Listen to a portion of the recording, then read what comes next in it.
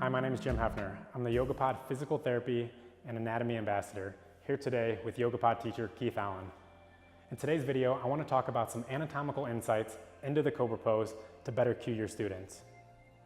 Cobra pose is a standard back bend that's performed repetitiously throughout any yoga practice.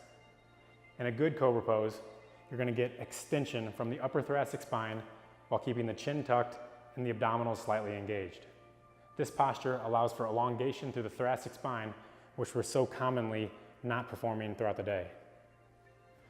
Keith, if you wouldn't mind taking your shirt off, I'm going to have Keith show the posture improperly, and then next I'm going to have him perform it properly. Now, when Cobra is performed improperly, you're going to see excessive motion from the lower back. Going up, Keith.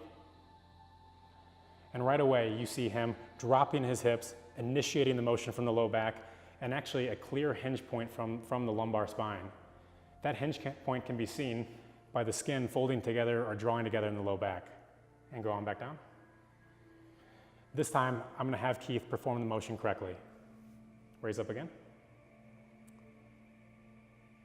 Really well done. And as you can see, he's getting the extension from the middle of his back here, no longer hinging from the low back.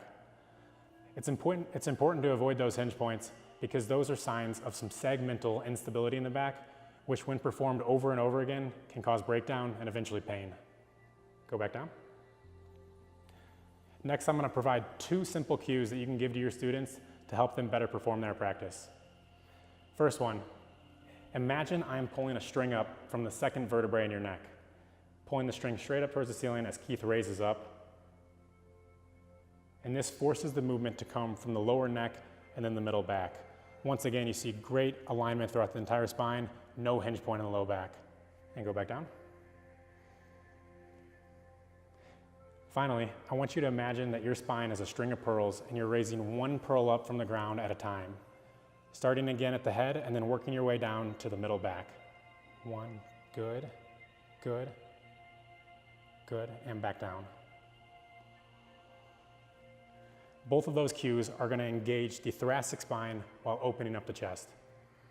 I hope these simple cues will help you in your yoga practice to better cue your students and allow them to practice pain-free.